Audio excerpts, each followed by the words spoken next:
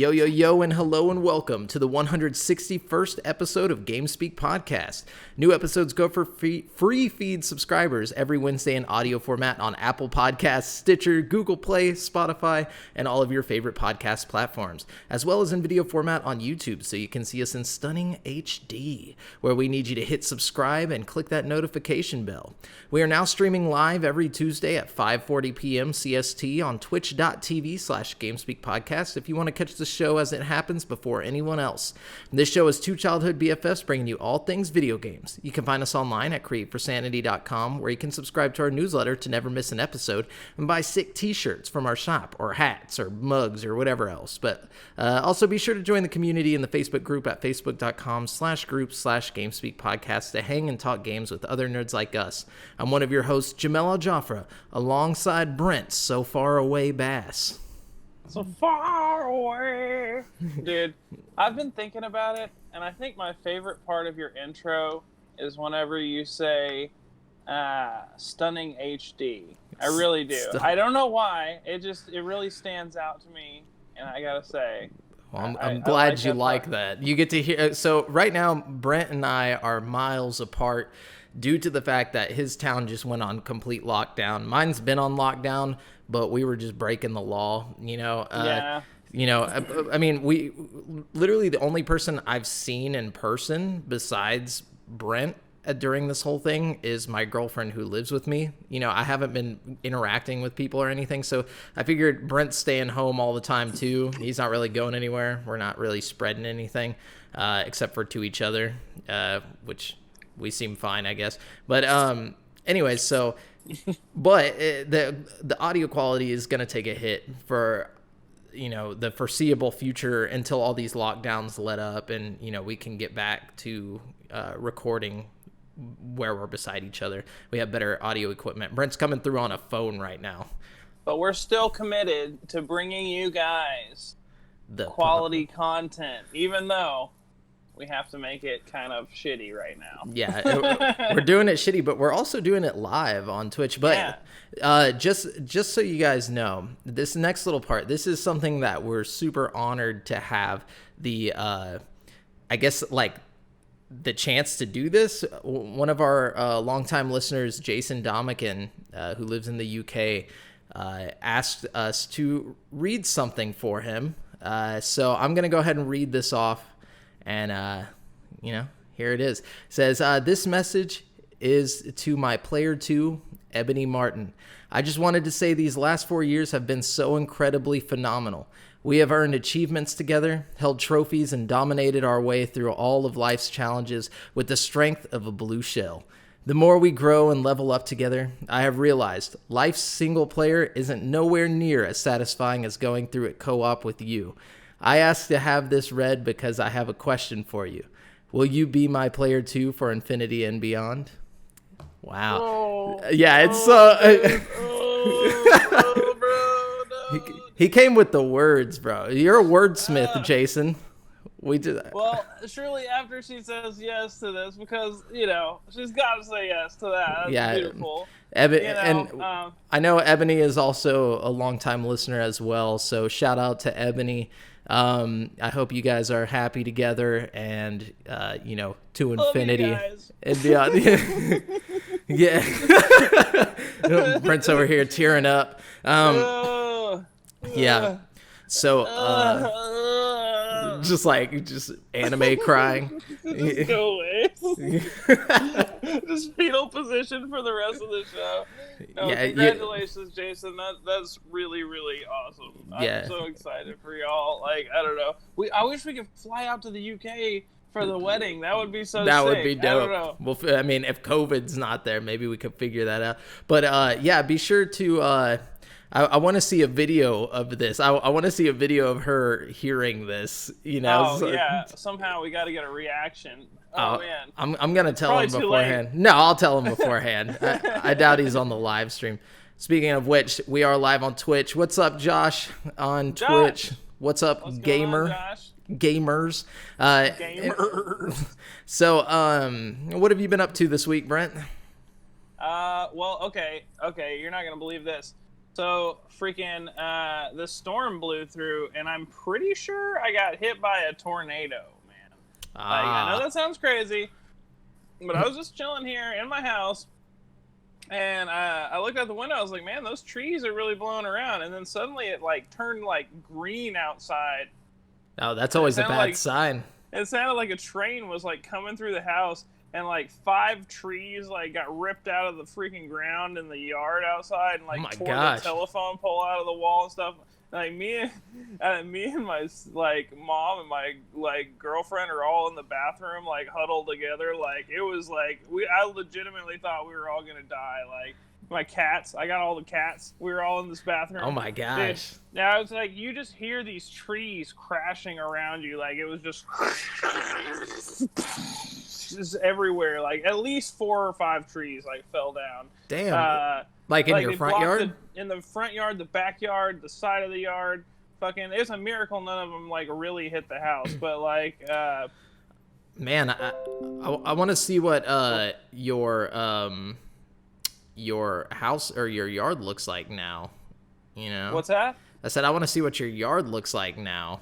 Well, I could take you down there and show you real quick if you want, but it's like we've done a pretty good job of cleaning it up. Like we got chainsaws and cut up most of the trees. Now there's just like 2 or 3 like uprooted trees sitting sideways, but like and like they took out a telephone pole.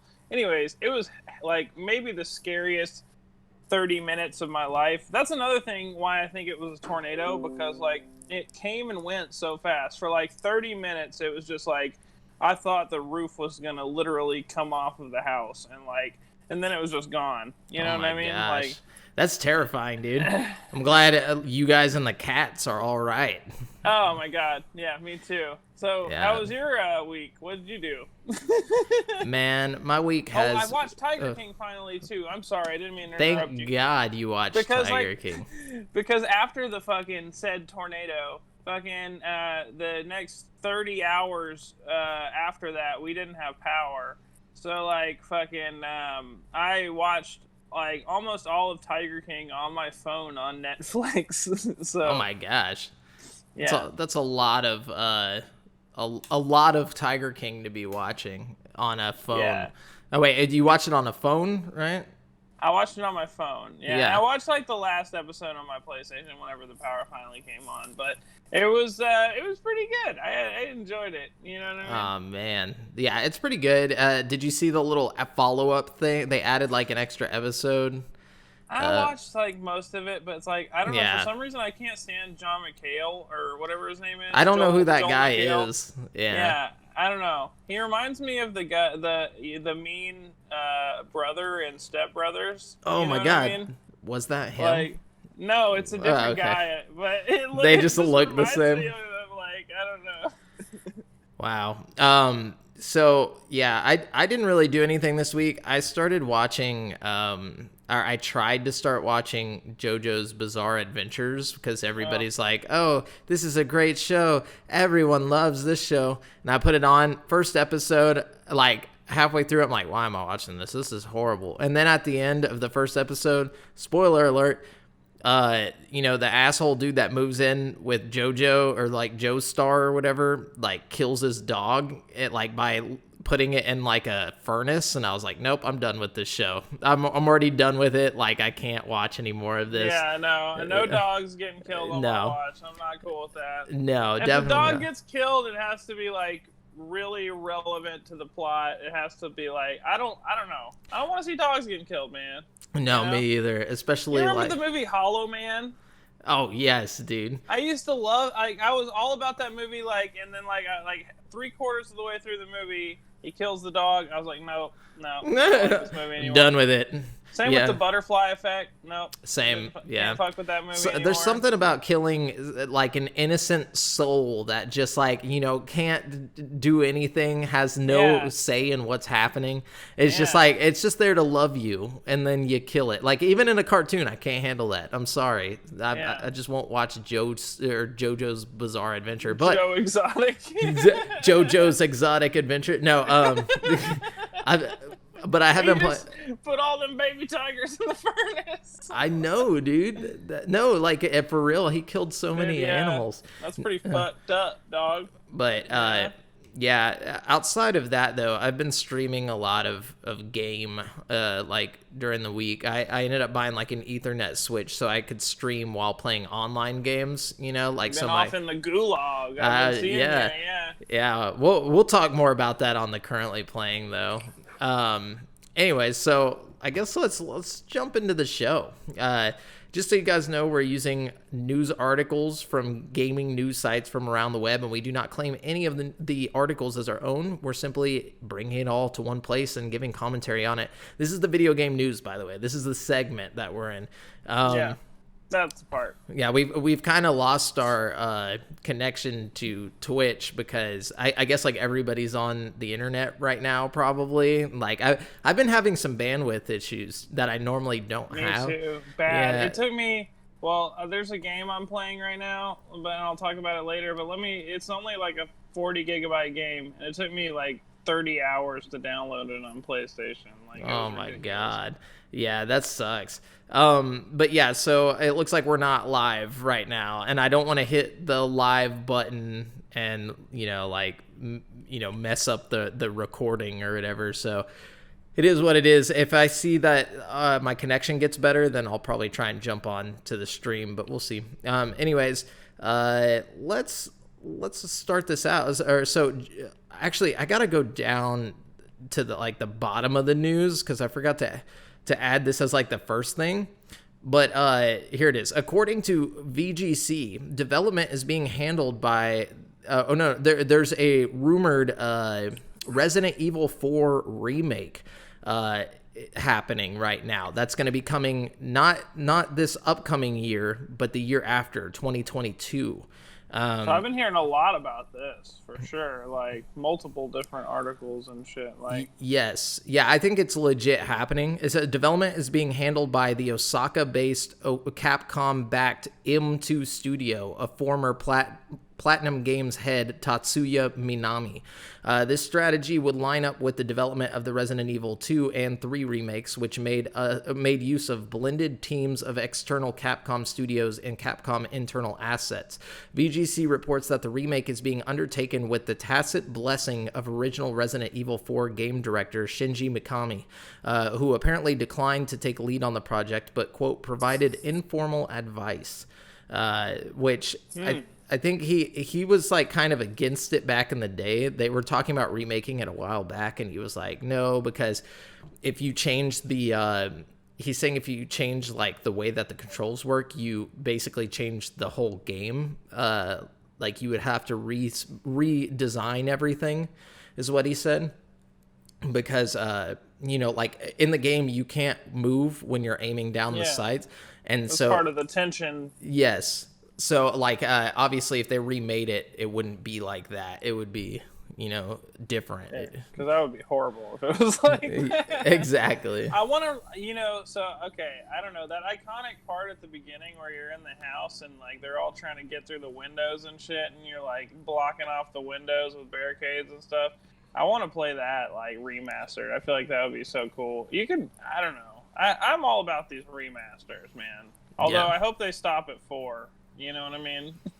We don't need a 5 remaster or a 6 remaster. But they'll do Code Veronica, Oh, yeah, Code Veronica 0.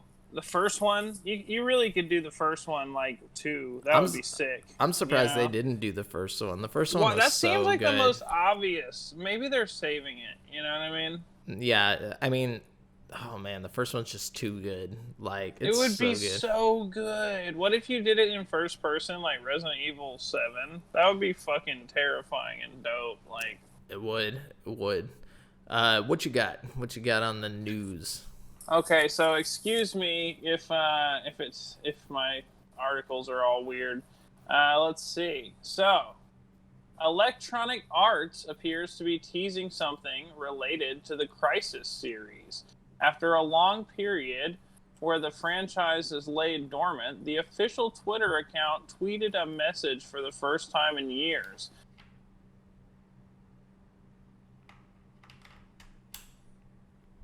It simply says receiving data.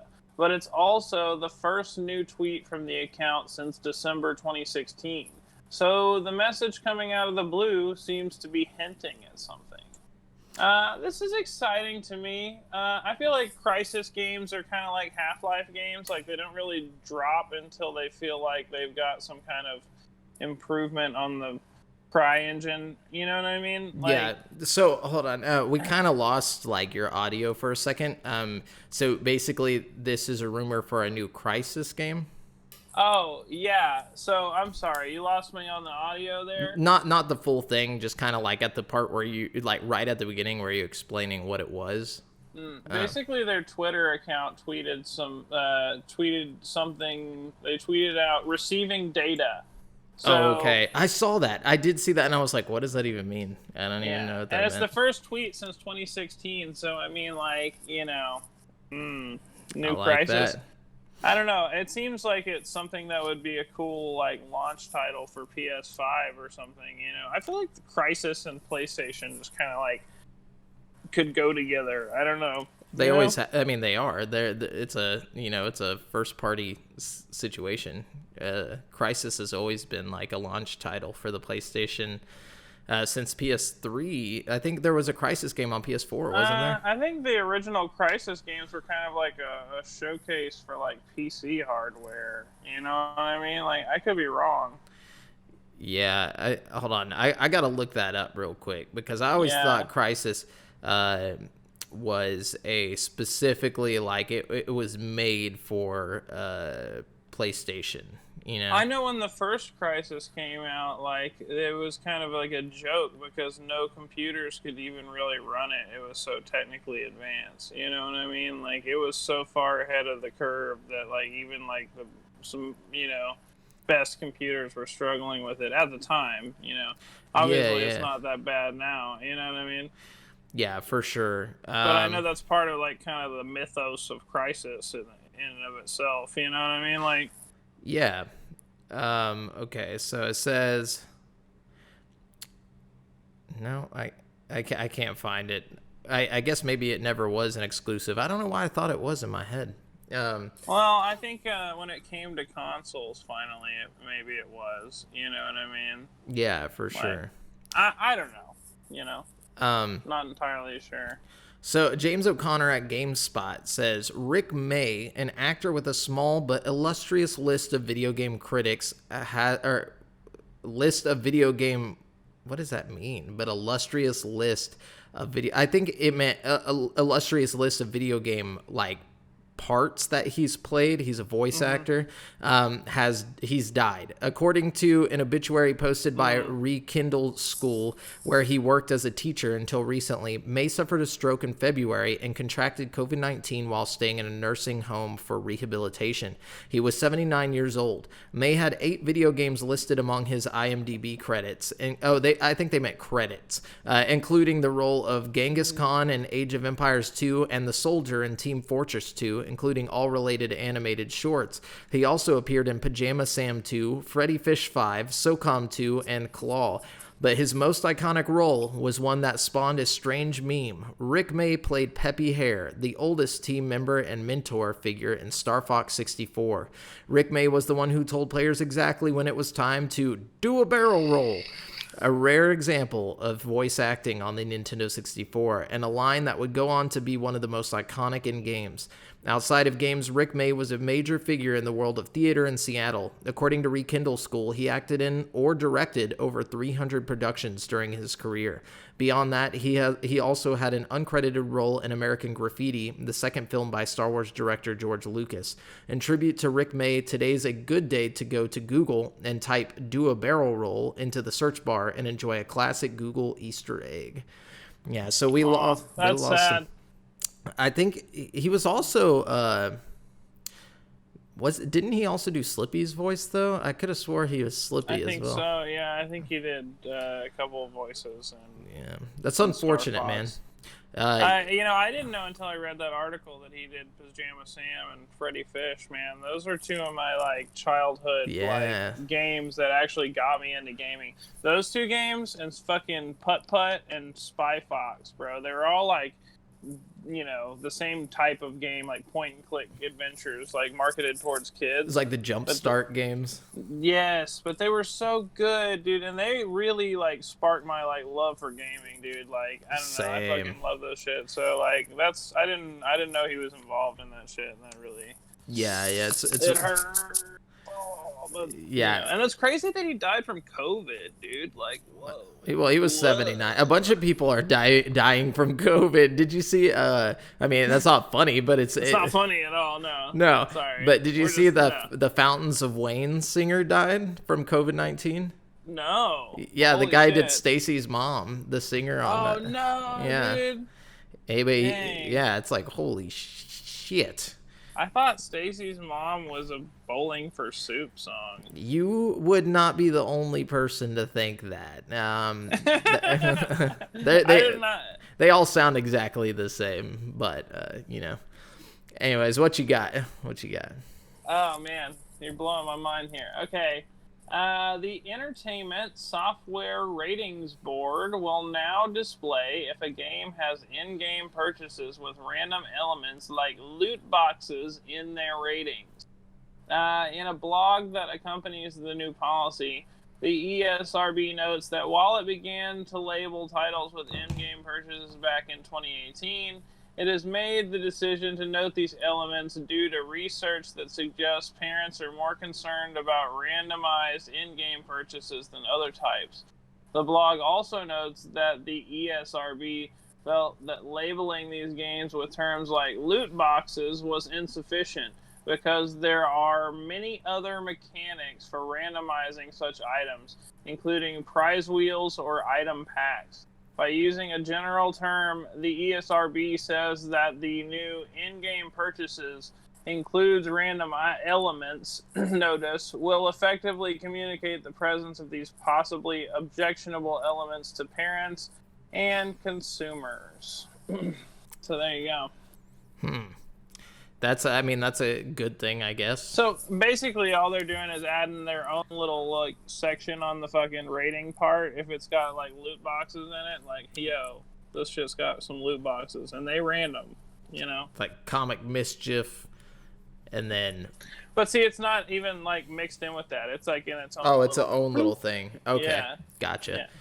So Kevin Knezovic at GameSpot says Nintendo has suspended Switch and Switch Lite shipments in Japan. As Nikkei reports, the company has been unable to keep up with growing demand for the Switch due to the ongoing COVID-19 pandemic, which has caused delays in the system's production. Nintendo noted back in February that the COVID-19 pandemic would impact Switch shipments in Japan. According to a Nintendo source quoted by Nikkei, operations at the Switch production factories have, quote, recovered to a certain point, end quote, but are not yet back at full capacity.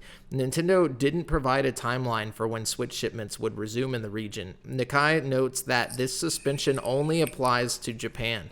Nintendo will continue shipping Switch systems to other parts of the world, including North America and Europe, as normal. You would think it would be easier for them to ship in the country that they're in than it would be to ship to other places, but I think or we'll talk about this later during the topic. Anyways, what you got? Let's see. Okay, Just Dance is giving out a free month of Just Dance Unlimited. So if you like Just Dancing, it's all I love. It's all I want. And dance it up, Okay. For a month. For an entire month. Of dancing. I mean, it's a good way to get some exercise while you're stuck in the lockdown, Yeah. The article that I neglected to read was like, oh, if you don't have a fancy VR or a fancy Ring Fit adventure, then try a dance thing. Yeah, no. Fun. So.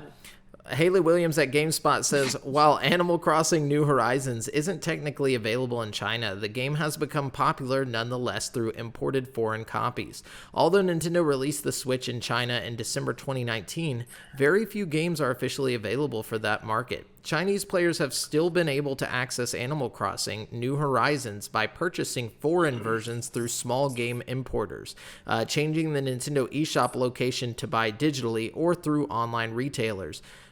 Two of the largest online retailers, Pinduoduo and Teobeo, suddenly stopped stocking the game after players began to use it to host online versions of the ongoing Hong Kong protests.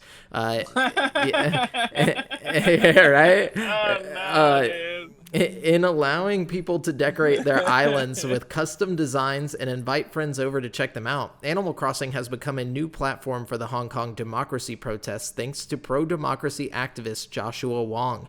Wong tweeted out a photo of a protest organized in the game, followed by a thread that elaborated on the Animal Crossing protests and how they've become so vital after the threat of COVID-19 has shut down large outdoor gatherings. Quote, frankly speaking, without coronavirus, I don't believe HKers would go through such a tremendous effort in decorating their islands to be a protest site, Wong said in an interview with US Gamer. Since Wong's tweets garnered attention and the in-game protests grew, Animal Crossing New Horizons is no longer available to buy on Chinese gray market retailers Pinduoduo and Teobeo. According to Reuters. It's unclear whether sale of the game was removed due to a government order or voluntarily by politically sensitive retailers. I'm thinking it's a bit of both, you know? Yeah, they probably don't want to raise any eyebrows if they're already doing like morally ambiguous things. You know what I mean? Like selling I don't know. Gray market, products. Yeah. But it is kind of weird that, I mean, it's kind of cool that, Animal Crossing is being used as like a place of protest, It's cool. That's interesting. I wonder what they're doing, Putting Winnie the Poohs up all over the place. Oh, yeah, of course. They're trying to fight the man. The government's trying to take our turnips, man. You can't change our turnip prices. No, but what you got over there? All right. Believe. Let's see. The latest Nintendo Switch firmware update is available now.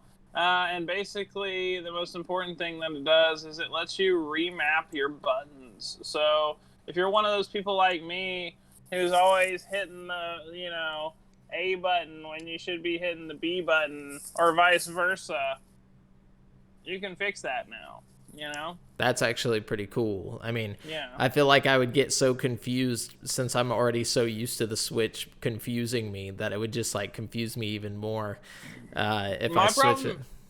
Oh, I'm so sorry. I didn't mean to interrupt. No, you're good. I was just saying, my problem is like I feel like I go through such long periods of not playing my Switch that I get used to like the PlayStation and Xbox, and then I go back to it, to play some game. Oh, and yeah. I'm just all thrown off, Definitely. That's good news, though. I'm glad that's happening. Jordan Ramey at GameSpot says Cyberpunk 2077 will indeed be getting separate next-gen versions on Xbox Series X and PS5 in the future, but developer CD Projekt Red has warned fans that they won't release alongside the new systems. Instead, they'll come further down the line, after the consoles have launched and following the release of the Xbox One, PS4, PC, and Stadia versions of the game. Quote, in terms of Microsoft's console, like I said, we have officially confirmed both the update and the cross-gen availability, meaning that you'll be able to play the game from the get-go on the next gen. CD Projekt SVP of Business Development Michael Nowakowski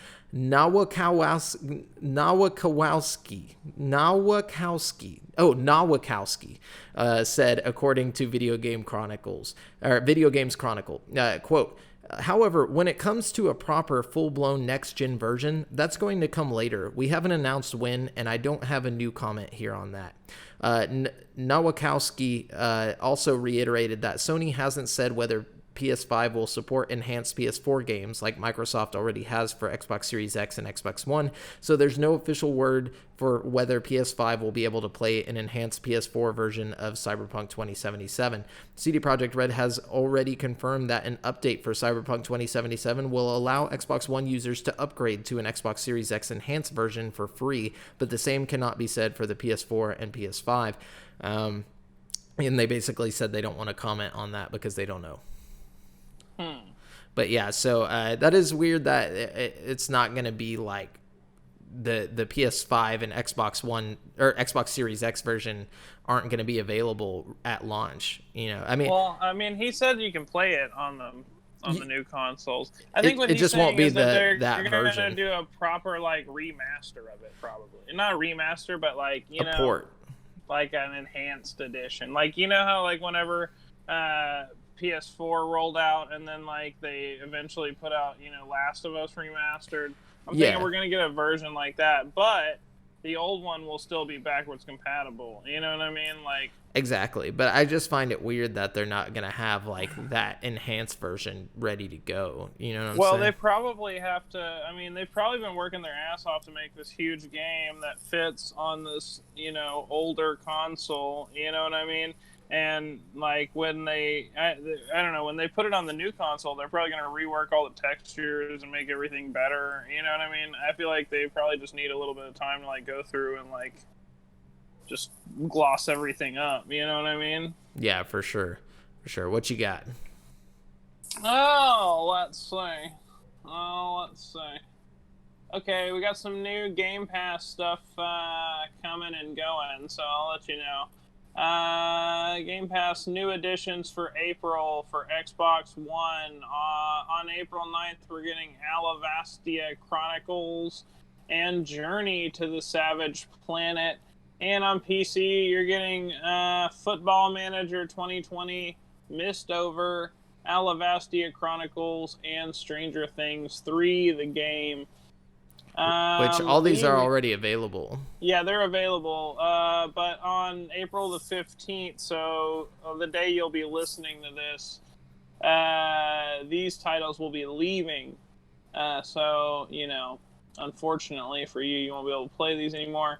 On Xbox One, The Book of Unwritten Tales 2, Guacamelee Super Turbo Championship Edition, MX versus ATV Reflex, Prey, Samurai Showdown 2, and then on PC on April the 15th, Fez, Into the Breach, Prey, and Valkyria Chronicles are all leaving. Nothing too crazy coming or going, so, there you have it. There you have it. Odell Harmon Jr. at GameSpot says Major League Baseball announced Friday that for the first time it would host a virtual baseball season with 30 MLB athletes in PS4's MLB The Show 20. The season will consist of 29 3-inning games throughout April, with the top 8 teams making it to the playoffs, ending with the two best teams going head-to-head in the World Series. The season opener started April 10th with Amir Garrett of the Cincinnati Reds beating Blake Snell, pitcher for Tampa Bay Rays, on MLB Network's Twitch account. Players were ecstatically jumping up and down on screen and showing frustration in the inaugural game. Outside of providing entertainment to baseball fans, the MLB teamed up with the Major League Baseball Players Association and Sony Interactive Entertainment to donate a collective $175,000 to the Boys and Girls Clubs of America and Canada. Quote, their contributions will help support our efforts in communities around the country to provide critical meals, support for first responders, children, and virtual learning to kids, families, and communities, Jim Clark, president and CEO of Boys and Girls Club of America, said in a statement. Today, amid the current crisis, we are committed more than ever to ensure club staff, members, families, and communities have the resources and support they need. Even with the regular MLB season canceled due to COVID-19, MLB The Show Players League is keeping things authentic, with Robert Flores, MLB Network host, providing real-time commentary for the games. The action continues today with Ty Buttrey of the Los Angeles Angels, John Duplantier of the Arizona Diamondbacks, Nico Goodrum of the Detroit Tigers, and Carl Edwards Jr. of the Seattle Mariners, Rhys Hopkins of the Philadelphia Phillies, and Jesus Luzardo of the Oakland A's. So yeah, it's more for entertainment than anything, but it's still pretty cool. That is fun. That's a lot of fun. Yeah, I feel like they should do that with other stuff. It makes you wonder if they're actually good at video games, or if they were just like, we'll just play it, like. I feel like it probably the ones that like know how to play probably like volunteer their time. You know what I mean? I don't know. Yeah, definitely. What you got? Okay, let's see. More of a public service announcement on this one. The Epic Game Store has seriously been giving out like 2 games a week, like just that you can keep. Like if you game on PC at all, like seriously go on there and get the free games. Right now you can get the Sherlock Holmes game and some game called Close to the Sun. I'm not sure if Close to the Sun's any good, but the Sherlock Holmes game is pretty good. And next week they're gonna put on Just Cause 4 and some other game. So I mean, like, every week two free games. I've got like a huge library on my Epic's Game Store account already, just because I just pick up the games every week. You know what I mean? It's like the monthly, PlayStation games, but it's like every week. I don't know. I just feel like everybody should know about this. Yeah, go get you some free games. Yeah. Steve Watts at GameSpot says, Call of Duty Warzone, the free-to-play battle royale component of Modern Warfare, has hit a new player milestone.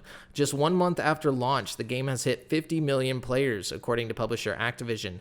Warzone got off to a quick start, surpassing 6 million players in the first 24 hours, and then hitting 15 million after a few days. Following the initial burst, it has continued to steadily add more players, and the new 50 million number means it's been gathering an average of more than 1 million per day since then. So, yeah, it's doing pretty well. I don't think its numbers are rising as quickly as Apex Legends did, surprisingly. I thought Call of Duty would, beat Apex Legends by a long shot, but I don't think it did. So maybe its numbers were already high, and then, I don't know. Apex Legends kind of came out of nowhere. Yeah. For real. But anyways, yeah, so that's all the news I have. Brent, you can just read off what you got. Okay, let's see. We've known for some months that a new Saints Row, presumably Saints Row 5, will be announced this year. But the announcement of a Saints Row 3 remaster left some fans wondering if that was all the hype was about. Not so, says Deep Silver, which clarified that a proper and new Saints Row entry is still in the works. In response to a fan expressing some disappointment about the remaster, the official Saints Row Twitter explained that Volition is at work on a new Saints Row game, while the Saints Row 3 remaster is coming from another studio, Spirasoft. That suggests that plans to unveil the new Volition game are still on. Volition has developed all of the Saints Row games. So, if you're a Saints Row fan, which if you're still out there, I'm sorry, but it should be coming at some point. Yeah, that's so. I don't think anybody. I find it weird that people are expecting a new Saints Row game. Like, I don't know. I mean, I think I think Saints Row needs like a fucking like breath of life into it. Like Saints Row needs to go back to its roots with the gangster shit, and they need to get like hyper realistic graphics. They need to like completely rethink Saints Row altogether. Like just reboot the series. But that's what they did. Saints Row 5 or whatever. Just do Saints Row and just like But that's what 3 Forward was a boot of the whole series to make it more wacky. And it was trash. Fuck the wackiness. They need to go less wacky. 5 needs to like completely reboot the reboot and just go unwacky. Yeah. They need to go serious as fuck. You know what I mean? They just know that there's no way their quality will be anywhere close to Rockstar's quality, so they're just trying to do different shit, Yeah, I don't know, but Rockstar's still not doing the gangster shit, I mean, not like that, No. I feel like they could do it. They could do it, and it could be good. Anyways. True. Yeah. Let's see. Sony has revealed the official design for the DualSense, blah, blah, blah. Basically, there's a microphone on the controller, on the DualSense controller, on the new controller. So, like, you can use it to chat with friends and stuff while you're playing the game. That's kind of dumb. That's like super dumb. How are you gonna? Okay, like say. Why is that dumb? Because so you're talking into the mic on your. I mean, unless you have like headphones that don't have a mic, like. If your TV is playing the volume back at normal level, it's going to be picked up by the microphone, and then everybody you're playing with is going to hear in the chat like the TV playing back at them. You know what I'm saying? It'll probably be like push to talk. You know what I mean? I guess that would make sense. Yeah, but I would imagine your best bet is going to be to just, and if you already have headphones, you might as well get headphones with a mic in it. You know what I'm saying? Like. Oh yeah, I mean, you might as well, but the thing is, like, if you don't have that option, if you're just like a kid who got the shit for Christmas and you're playing online, someone's like, hey, fuck you, you can just like push a button on your controller, hey, fuck you. Yeah. Normally the kid's the first one to say it, though. I can't wait to hear the obnoxious noises that are coming through on mics like that. Like, okay. We'll have to see. Surely they considered it. Oh, geez. We'll see. Okay. We'll see. Yeah. Okay. The team over at Xbox has good news for their Western European fans. Yeah. Android customers in Belgium, Denmark, Finland, France, Germany, Ireland, Italy, Netherlands, Norway, Spain, and Sweden can now register for the chance to participate in Project xCloud Preview. Gamers in the aforementioned countries will be able to test the Xbox's streaming service that allows players to stream console games directly to their iPhones and tablets. So cool. If you're in one of those countries, give it a whirl. Check it out. Sign up. Blah blah blah. Yeah, it's because they got that fiber, bro. They're ready for their internet's ready. And that's all I got. That's all you got. That's all the news. Sorry. Okay, no, that's fine. We're gonna jump on over to this week's releases, where I'm gonna let you guys know which brand new games you can grab in the next 7 days. Starting with Billion Road, coming to Switch and PC on April 16th for $39.99. Take over all of Japan and dominate the business's world like a tycoon in Billion Road, a game that takes you on a journey to a number of real-life prefectures and cities throughout Japan in your quest to be the richest player in the game. Up to 4 players can compete locally and online. You earn money by landing on property squares with investment opportunities like a sushi restaurant in Ginza or an animation goods store in Akihabara. After you invest, you'll have to wait until March rolls around for those investments to pay off. In the meantime, be on the lookout for errant monsters that may shower you with riches or throw a wrench in your plans. And then we got Pixel, which is, it's like Piczle, Pixel Cross Adventure, coming to Switch and PC on April 16th for $9.99. Pixel Cross Adventure takes the classic nonogram logic puzzle and turns it into something never before experienced in the genre, a story-driven RPG-style 2D graphical adventure. Follow our heroes, Scorchon, Gig, and Professor Matrix as they tackle their most daunting challenge yet. Travel around the world of Pixelshire to undo the mayhem let loose by the Metal Menace underscore. Okay. It's a bunch of puzzles and stuff. Anyways, so then we got A Fold Apart coming to Switch and PC on April 17th for $19.99. A Fold Apart is an award-winning 3D puzzle game that explores the emotional struggles of a long-distance relationship through a unique new mechanic, folding paper. With over 50 unique paper folding puzzles exploring the emotional journey of a long-distance couple, A Fold Apart is sure to touch the hearts and minds of puzzle gamers everywhere. After career choices forced them down separate paths, Alex and Sam vow to make their relationship work despite the challenges of living apart. Though they frequently communicate through text messages, misunderstandings are inevitable and cause the characters to erect emotional barriers that physically bar their path. By folding the pieces of paper, these characters inhabit players, a paper these characters inhabit, players are able to help the couple safely navigate around their relationship hurdles and find a way forward. Get it wrecked. Yeah, definitely. I'm ready for that part. That sounds horrible, dude. I'm not gonna lie, man. I feel like we need to get used to these shitty ass games because, like, this is all the future. We're gonna be getting, until the fucking disease is gone. The last game coming out is Help Will Come Tomorrow, coming to PS4, Xbox One, Switch, and PC on April 21st for $19.99. During the onset of the October Revolution in the uninhabitable Siberian wilderness, a group of passengers have survived the mysterious catastrophe of a trans-Siberian railway train. They must endure in a harsh ice-clad climate until a rescue party arrives, facing many dangers, their own weaknesses, and above all, their own prejudice. Passengers from different social classes will have to unite and make decisions that often go against their beliefs. They will be constantly put to the test and will survive, or the decisions will break them. How and if they survive and at what cost is up to the player. So if you're a racist person, you probably won't win that game. Yeah. Sorry.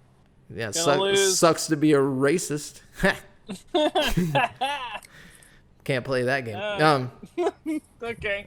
Moving on. Yeah, so that's it for this week's releases. We're gonna jump on over. Bad?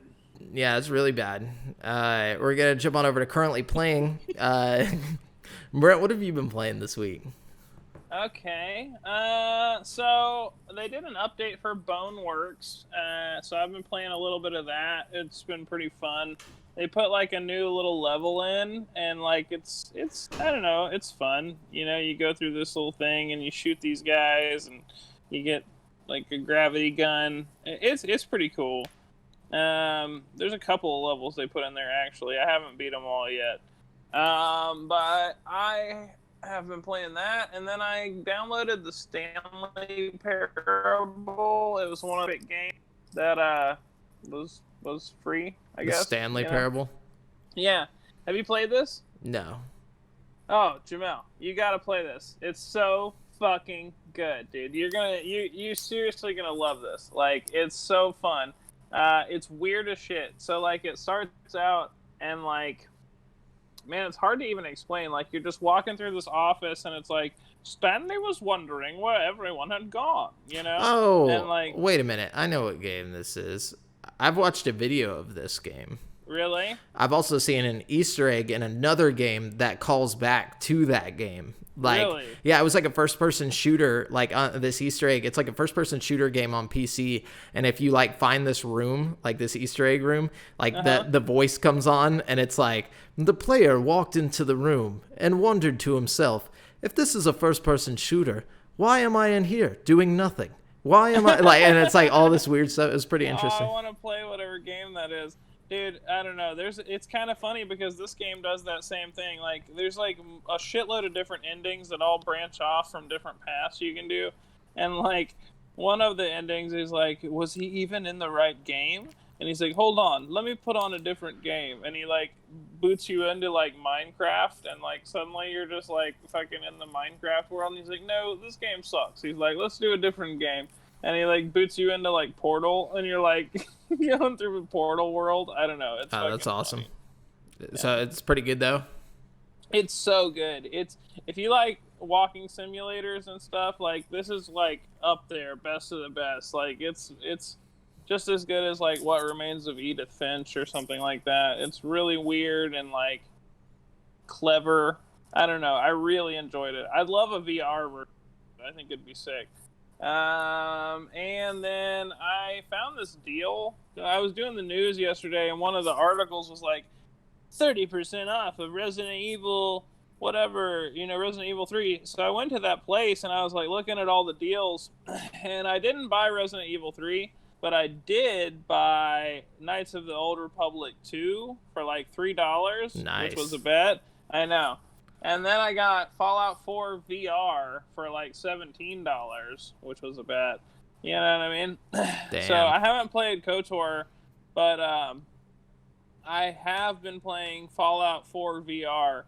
And I gotta say, it's pretty janky, but it's also maybe my favorite VR experience I've ever had. You say this every week. Every week. I'm going to go through one day and cut out every single time you said this may be my favorite VR experience I've ever had. And it's going to be like 30 different times. No, okay. In all fairness, that's giving it a little more credit. Half-Life Alyx is definitely the best VR experience I've ever had. But this is a lot of fun. It's really, really fun. But it's not like great at all. Like everything is like jittery and like choppy. But like I know that I'm not like.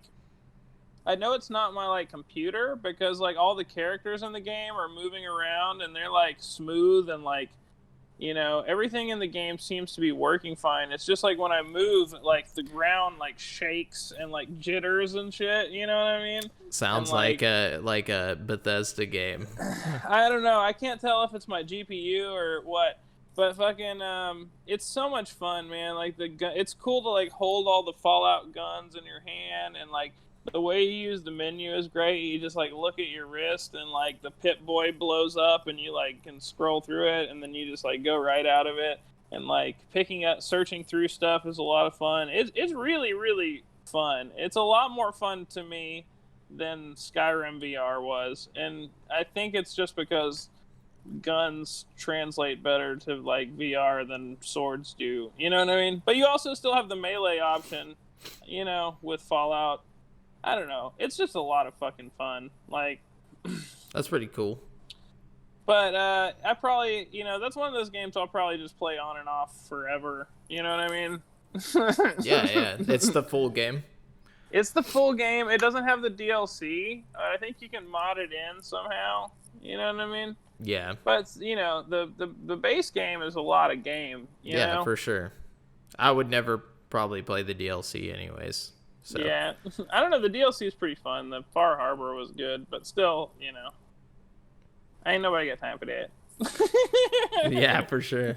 So is that everything you played, or you got more? Well, I'll be honest with you. I purchased and started downloading Persona 5 The Royal also. You know what I mean? Because I was like, I want something long as fuck, so I'm not just buying games all the time. You know, I just want my attention to be held for a while. And I was like, what better way to do that than to play, like, the enhanced version of, like, maybe my favorite game ever. One of my favorite games ever. I think God of War is probably my favorite game right now. But, you know, it took forever to download because I think PlayStation... We talked about, like, PlayStation reducing their download speeds or whatever. But I'm, like, seeing it in effect right now. Like... It took me like 30 hours to download like a 38 gigabyte Persona game. You know what I mean? So for sure. Nah, it's understandable. I think everybody's internet is taking a hit. Like I feel bad for everybody who was going to come and watch this episode on stream because it's just like not happening. It might be because me and you are streaming or like, you know, to each other. And then on top of that, I'm trying to stream to Twitch. But, I mean, I was like, is that everything you've been playing? Oh, yeah, that's all I've been playing. So I've been playing the shit out of Call of Duty Warzone. Me and Aaron and like a couple friends will hop on there. And I mean, I've been streaming straight up like that to Twitch the whole time with no lag, no issues whatsoever. You know, so I don't really know what the deal is with the internet right now. But yesterday I had to like I couldn't even get my phone to work on the internet, you know, so it was pretty crazy. There's like a red and clear thing on the screen. Oh, no. Sorry. There you go. Yeah, that's better. But yeah, so the internet's been whack, but I've been able to play Call of Duty Warzone just fine.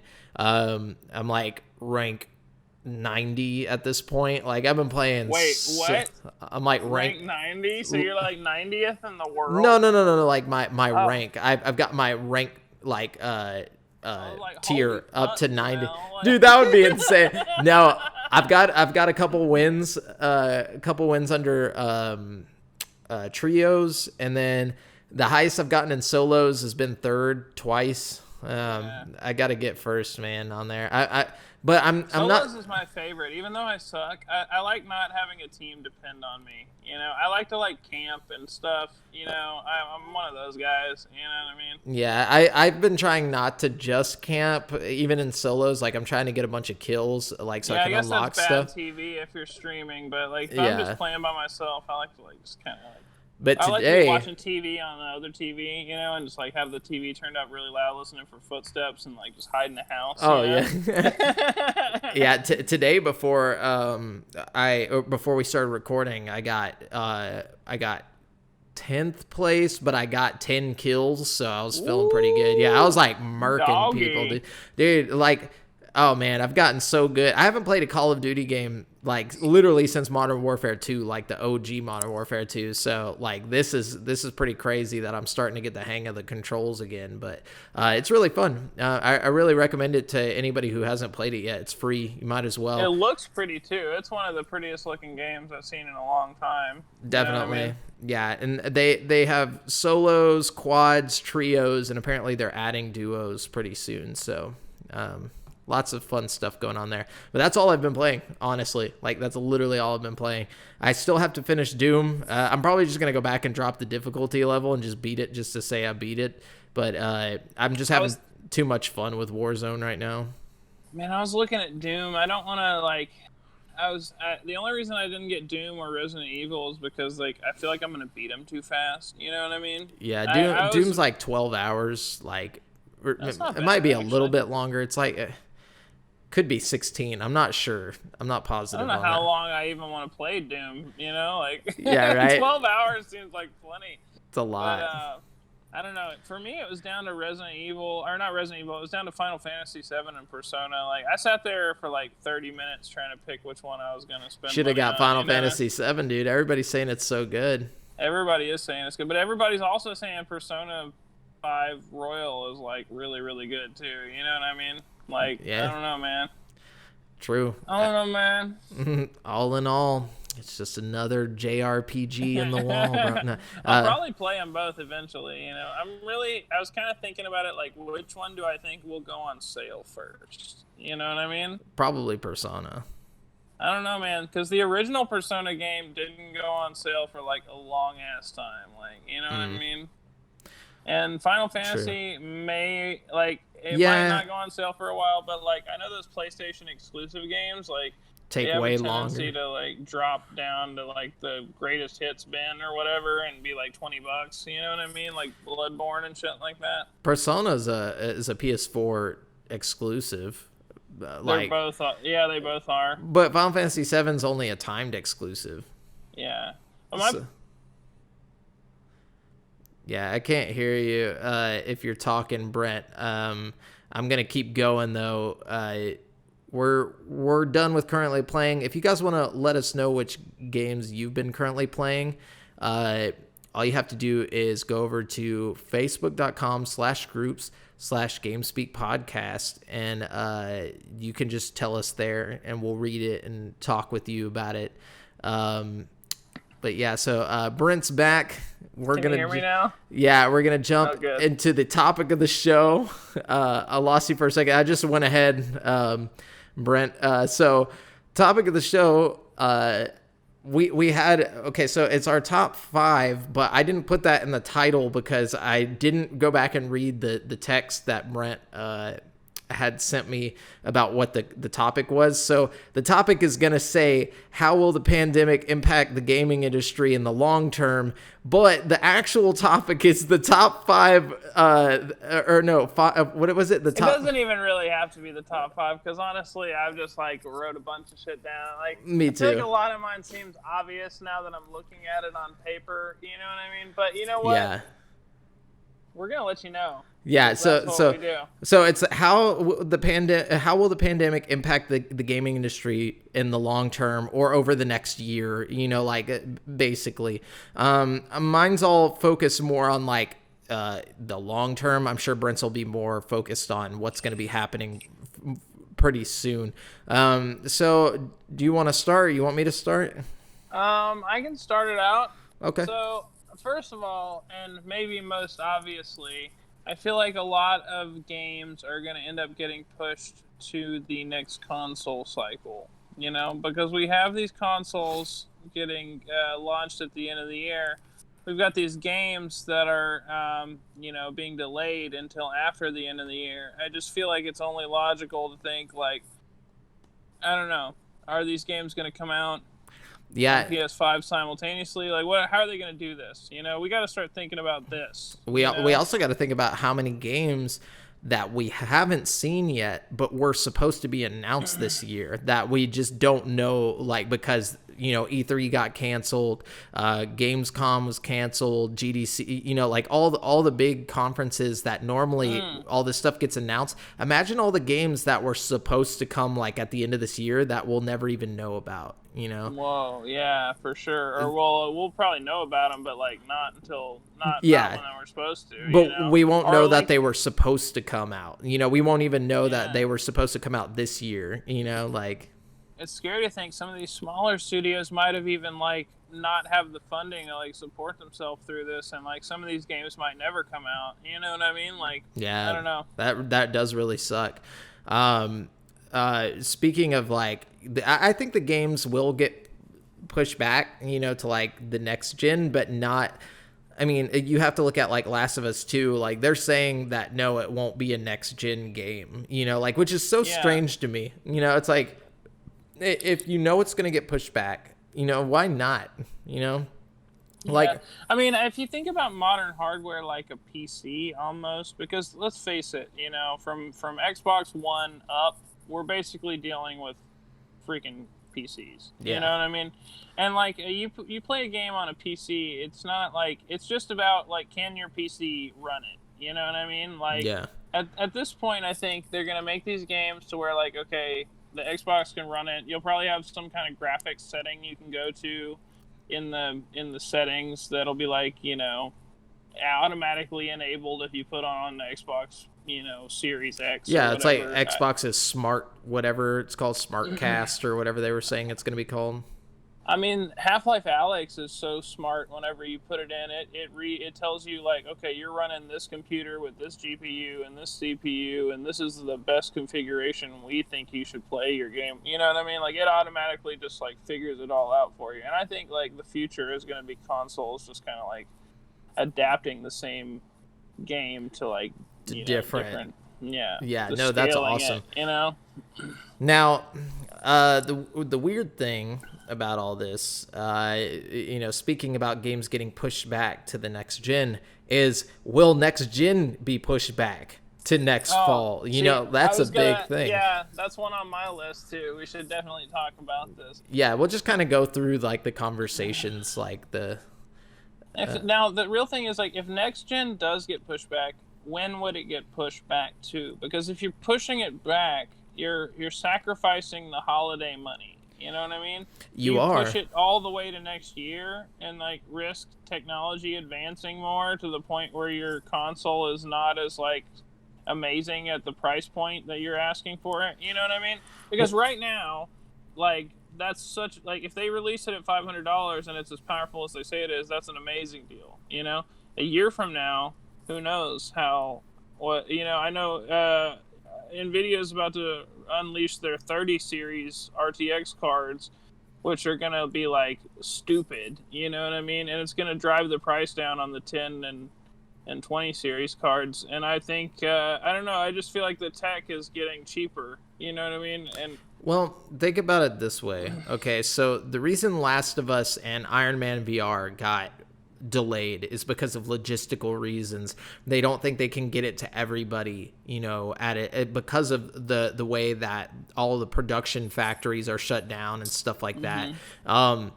What makes us think that, like, I mean, even the Switch can't, be produced the way that it was being, produced like a month ago. You know what I'm saying?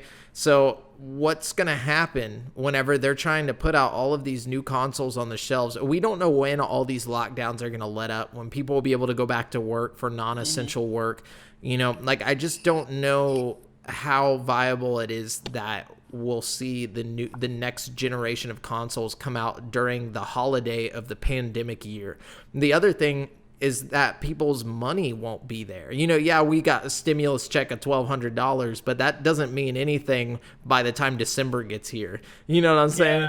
Yeah. Especially if we're still on lockdown up until like September or August, people are going to be reeling from that for a while. People are still going to be trying to get their money back, from that they've had to.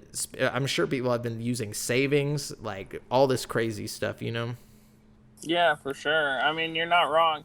And you look at the Switch, like Nintendo's struggling to manufacture enough Switches right now. I don't know. Just to think of like a whole new production line of a console, like that just seems far fetched in today's climate. It does. And would they make as much money? Like I was saying, with people not having money, like, do you want to launch to an entire like world full of people hurting for money?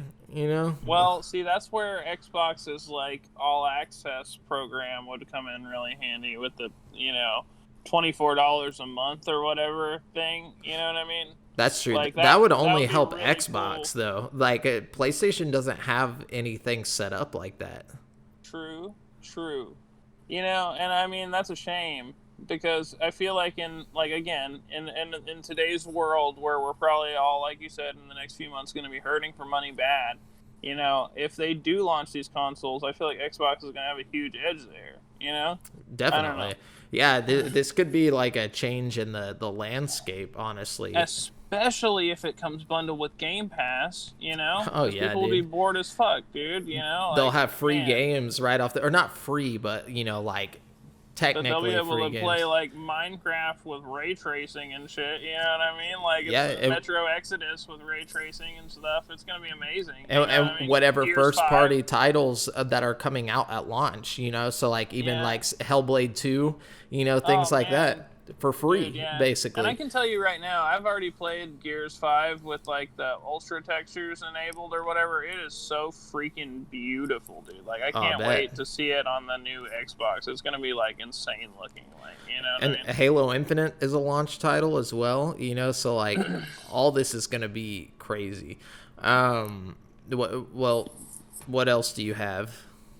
So I think, okay, and this is actually kind of a positive in some ways. I think that this next 6 months to a year, because like, okay, even once we start getting production moving again on a lot of this stuff, it's still going to be a minute before we get stuff out, Yeah. Especially for games that are at the very beginning of their life cycle, as far as like creation and stuff, you know what I mean? There's going to be a solid, chunk of time where AAA content is just kind of like null and void, you know what I mean? And I really think this is going to be the time for some kind of new indie experience to rise up and take everybody by the balls, This is the time when if some game like fucking Dead Cells or something dropped, it could be like a big fucking deal, or like the next Minecraft or something, you know what I mean? Like, if you're an indie developer, this would be the ultimate time to drop your game. You know what I mean? That's just my theory, Yeah, we need to ask David Stanley if Skeletac is still coming, like, or if they're seeing delays from that. But yeah, speaking of positives that could come out of this, I want to know how this is going to affect storytelling in gaming over the next couple years, because I think we'll see like a huge impact in developers' creativity from like just having this experience of being in a global pandemic, of being locked down and like having nothing to do. Like I imagine that like game writers are like sitting there just like typing up some crazy shit that as their mind gets, like so bored. Like I bet you they're just like, escaping into these like, amazing like storytelling, adventures that they're coming up with like in their head. I want to see what we get from this and see those like behind the scenes things where it's like, like during the COVID-19 pandemic, that's it sparked some type of inspiration or whatever. Like, I think we'll see some good stuff out of this. I definitely hope so. Oh man, it's scary to think like all the TV shows are gonna come to a halt. We already know most of the production on everything is. I don't know. We'll have to see. We won't have movies. People are gonna start reading again. Nah, man. uh, Just kill me. nah. No, I'm just kidding. No, no.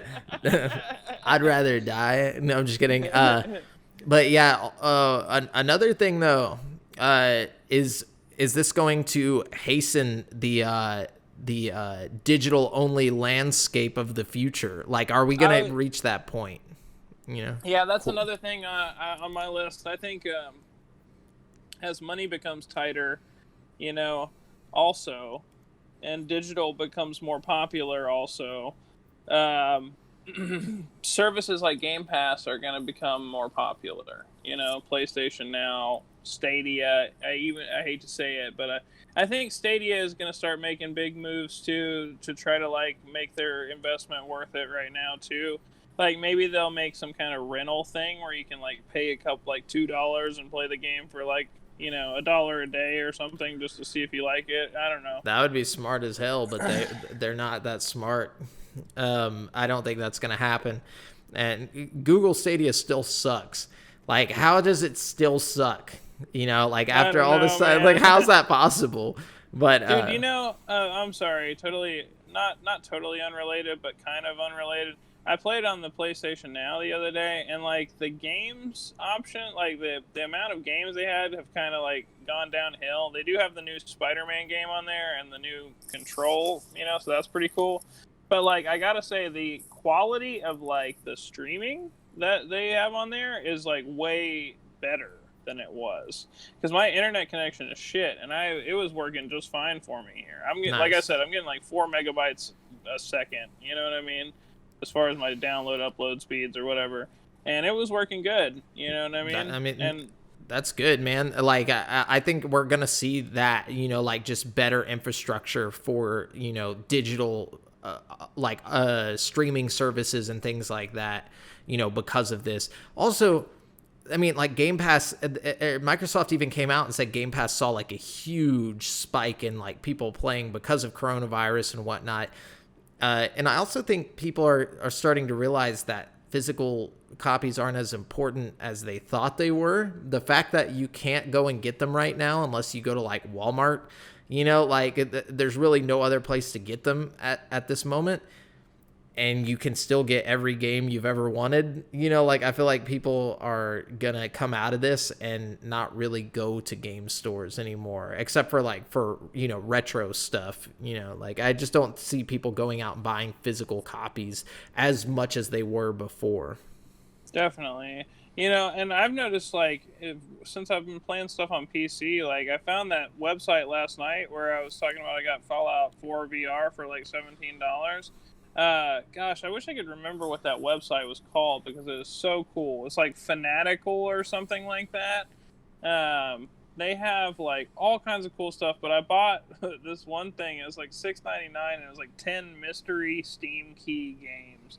And it had all kinds of random shit. It was SimCity 4 and Legacy of Kain, Soul Reaver, and stuff like that. I don't know. Oh wow! It was just a bunch of random games for $6. I don't know. That's awesome. It's a fun little website. Sorry, I don't know why that came to mind. I guess the point is you can still get deals. You don't have to go to game stores to get the bargain bin kind of shit. You know what I mean? Yeah, maybe on console you do at the moment, but I think that's going to change. I think but even the Xbox and PlayStation Store both have good sales that run very frequently. If you keep your eyes on it, especially the publisher sales are really good sometimes. Oh yeah, definitely. I think we're going to reach digital only a lot quicker just because of coronavirus. I think we probably had another 10 years before this, happened, and now it's probably 5 to 6, before it's just digital only, you know what I'm saying? Definitely. Yeah.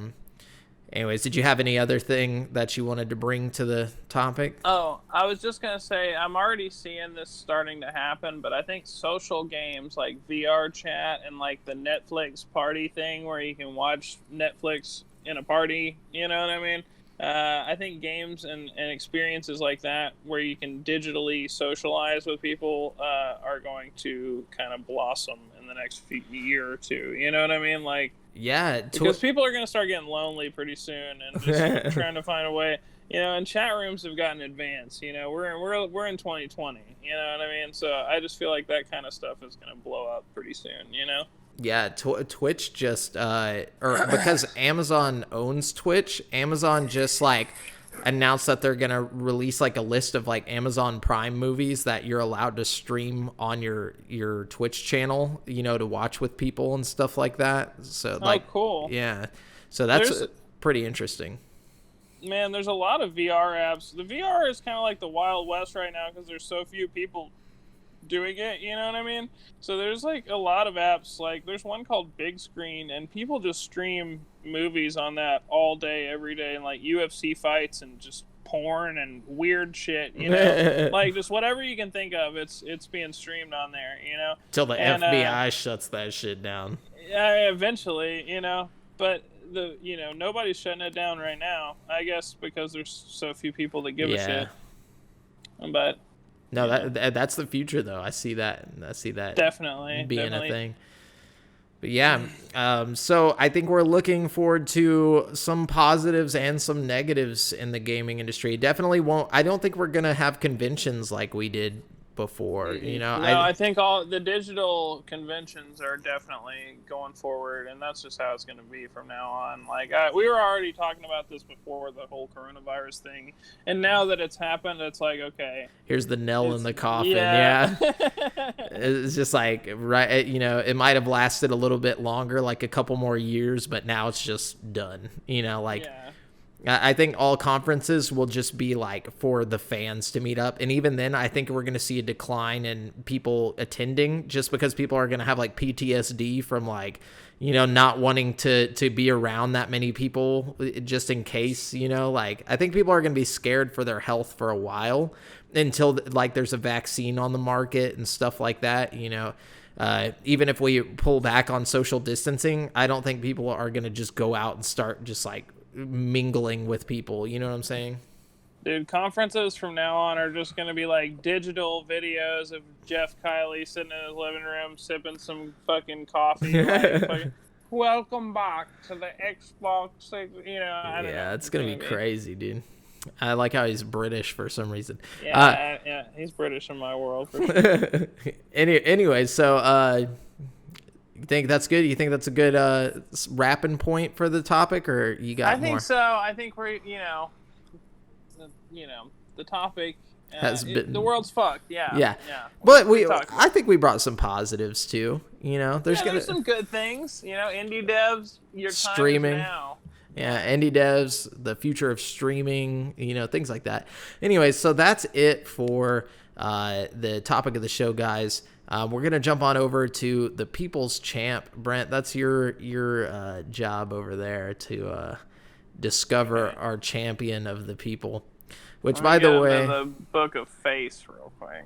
Yeah, if you're new to the show, you could become the People's Champ. All you have to do is go to our facebook.com/groups/GameSpeak podcast and drop your question for us, and we'll read it on the show and answer it. And if you give us a dope enough question, you become the People's Champ that week. Yeah, and if you don't give us a dope enough question, you get thrown to the alligators.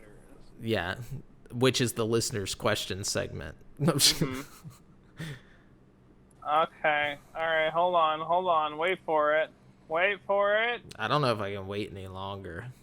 All right, here you go. I'm going to give it to Phoenix Williams.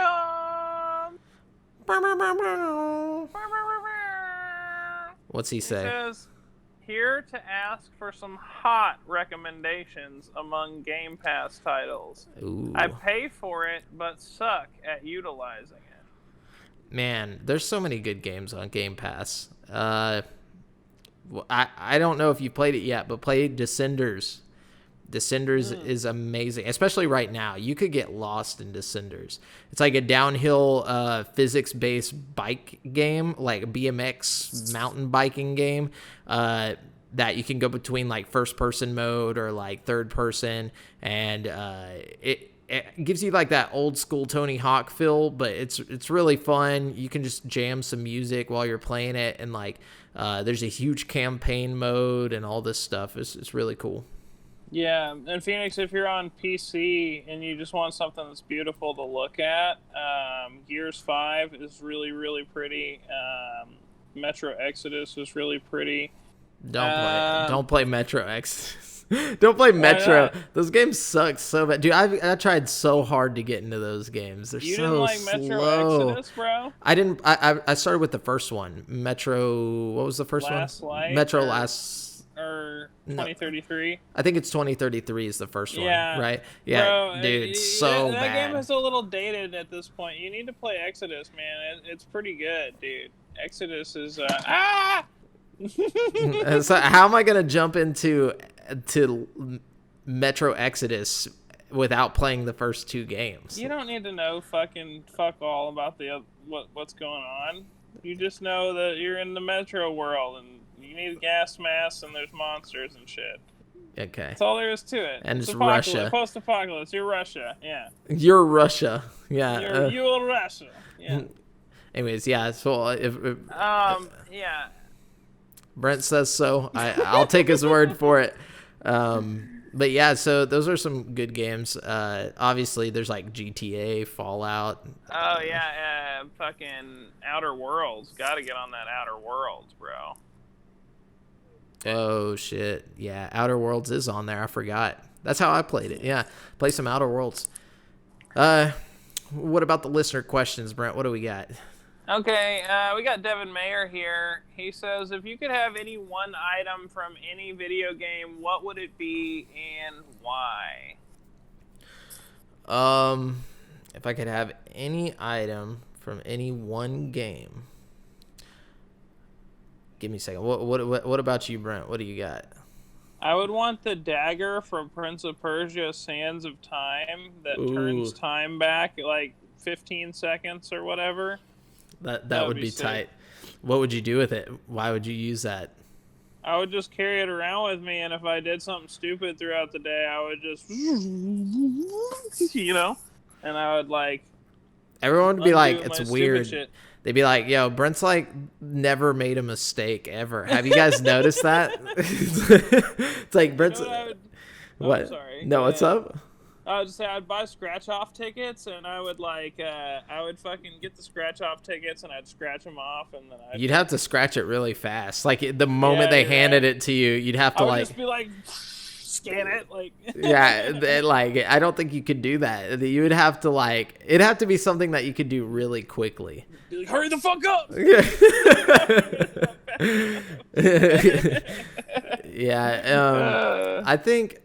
Man, there's so many good items in video games. I think I would want probably the portal gun. I feel like that'd be tight to have just because. Ooh, that would be sick. Yeah, you could just use it to when you're at home, you could just set up a portal between your living room and the kitchen, or not the living room and the kitchen, but your room and the kitchen at night. So you just kind of walk through, and you're instantly in the kitchen by the fridge, and then you just walk back, and then you could set it up for different things. If you had to help somebody move, you could just put one in their house and then put one in their new house. And then, you could just walk through the little thing, and moving would be easy. There's just so many practical applications with it. See, I would sneak into a maintenance area on a cruise ship or something and plant a portal somewhere where nobody would ever find it. You know what I mean? And then portal into a cruise, Yeah, so you're talking about you're kind of skipping. You're kind of Oh, did I break up? I'm sorry. Yeah, so you're. I thought you just thought my idea was really dumb. I was like, fuck. Yeah, your idea sucks, Brent. No, so you're saying you would put a portal. I'd hide a portal on a cruise ship. Okay, yeah. Just so you could always go on a cruise.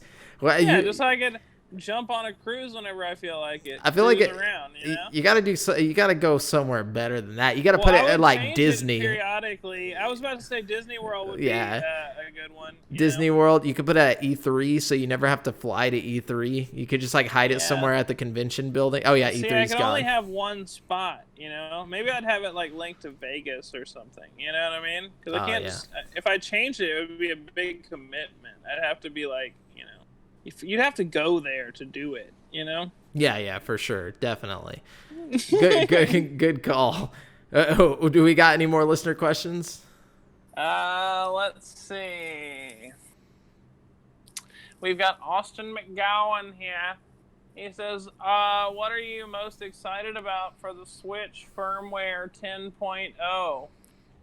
I guess just switching the buttons around. Yeah. I mean, I know they added like didn't they add like something you can move the menu thing, like you can move your icons around now, like that's cool. on the menu. I didn't know that. Yeah, so I mean that's cool, but I think just the fact that you can customize your button layout, that's probably the best part about it, Definitely. All right, moving on, we got Aaron Jones here. He says, GameSpeak podcast is now able to enter the metaverse with the ability to enter the palace of any video game villain, antagonist, or basically anyone who's a piece of shit. Whose heart do you wish to change and why? I feel like we're getting some strong Persona references here. I'm seeing palace and changing hearts. You know what I mean? I don't know. Who would I change? Hitler. No. You just go into like a World War II game and change it. Yeah, you could do that. But see, okay, the problem with changing Hitler is I feel like it would too drastically alter history. The course of history. Yeah, I feel like it would put us like way behind technologically. You know what I mean? Yeah, and you can't really do it to like Ganon, because if you do that to Ganondorf, then like there's no Zelda. Like there's no games. Hitler and Ganondorf are basically the same person. Yeah. No, it's true. They even kind of look the same. All right. I got it. I'm going to do Hitler, but not real Hitler. Wolfenstein Hitler. Ah, okay. Bam. I got you. I'm going to choose... hold on. I can't remember his name.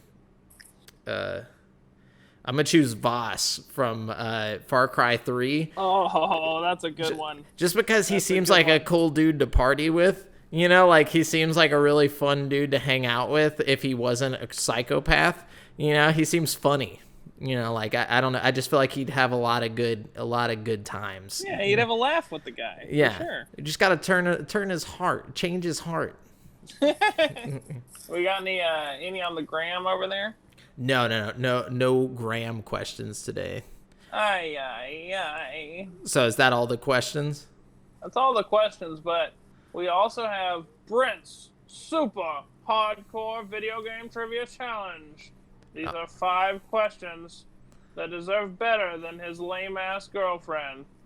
This week's topic is make that virtual ass clap. What was I thinking last night? Jesus Christ. Okay. So okay. prepare yourself, bro. All right, I'm prepared. All right. I think. Question number 1. What infamous mod for GTA San Andreas caused the game to briefly be rated adults only? Hot coffee mod. Of course. Naturally, 1 for 1. You got this. Okay. All right, number 2. Getting a little harder this time. Oh, no. This Dead or Alive character is the... Hey, I'm so sorry. No, I lost you. Somebody's trying to call me. Fucking... This Dead or Alive character is the daughter of Bass Armstrong. Oh my gosh, what's her name start with? A T. Tina. Ah, okay. All right, good. All right, I'll give it to you there. 2 for 2. I knew it. Good. No. Okay. All right. All right. We're getting a little harder now. One of the main love interest options in The Witcher 3. What is Triss's last name? I have no idea. It's going to be Marigold. Marigold. Yeah, That's okay. You're still never 2 known. out of 3 here. Okay, I just got to get one more to win. Whew. All right. It might be. I think you can do it.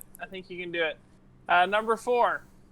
In Persona 5, what predatory feline is also Anne's code name? Predatory feline? Mm-hmm. Like it's a real type of feline? Yeah, it's a cat. Big dangerous cat. And let me see. Is it cougar? You're cutting out. I can't see. I can't tell if I can't hear you. Sorry, guys. Brent.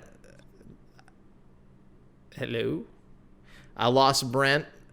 This is the troubles that we will see trying to do a podcast like 30 miles away from each other. So he's back. The struggle is real. Can you hear me now? Yeah. So was it cougar? No, but you were close. Sorry to leave you in suspense there. I know. It's panther, actually. Oh, so close. ER. That's okay. So 2 for 2. This last one, though, I think you got this. Okay. All right. Let me get it. So, true or false?